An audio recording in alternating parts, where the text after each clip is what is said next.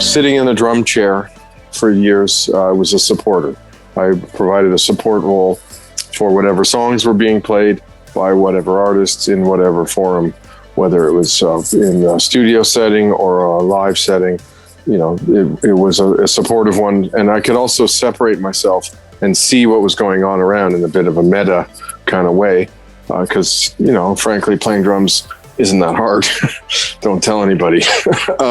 But I learned a lot about what people. I watched the audience. I was an audience watcher, and that's really informed everything I've done ever since. What does the audience want? Turning into a songwriter and a producer was a support role.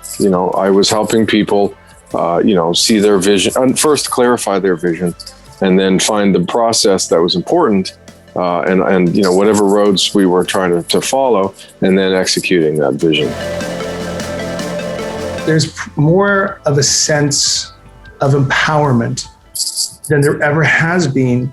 Yet within that empowerment, there's more competition than there ever has been. And so there is just so much more to cull through. It's a very interesting time in the music business, the democratization of the internet, and creativity and content creation and the dissemination of your songs is as easy as ever, but that doesn't make it easy. I heard something recently, someone on an Instagram post or something said, every Friday, which is New Music Friday and Spotify, you need a Walmart to fill. There's so many songs available every Friday. It used to be, the new songs that would come out would be just in the front window of your local Sam the Record Man. Now you need a Walmart size every week to figure out what's going on. The barriers to entry seem to be less than they were, and yet there's so much more. So traditional music industry, the hurdles are different than they used to be. Now you need X amount of traction on all of your socials. You need to build the machine. You need to build your brand to such an extent, that you're on fire.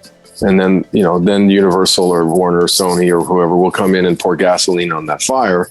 The other part of the situation that we identified, which is what's next, is the notion of, where are these copyrights held presently? Where does the money flow right now? And for the most part, it flows outside of Canada. This is the beginning of the most lucrative period in the history of copyright.